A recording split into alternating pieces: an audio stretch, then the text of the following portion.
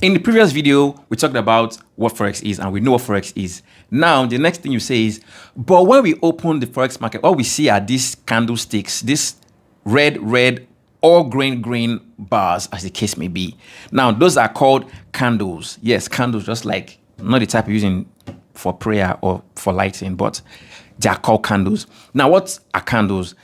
Candles represent the movement of price from one price to another price over a period of time. Did you get that? Yeah. That is, price is moving from one point, that is, for example, from $1 to $2 over a period of time.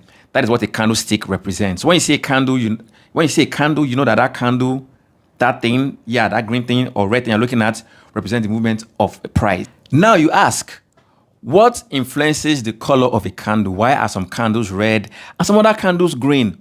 It's pretty simple. When a candle is green, that means the price of the currency is moving up. That is, the price is going higher. For example, the price is going from $1 to $2 to $3, etc. And if the candle is red, simply means that the price is dropping from $2 to $1 to 50 cents to 0 cents.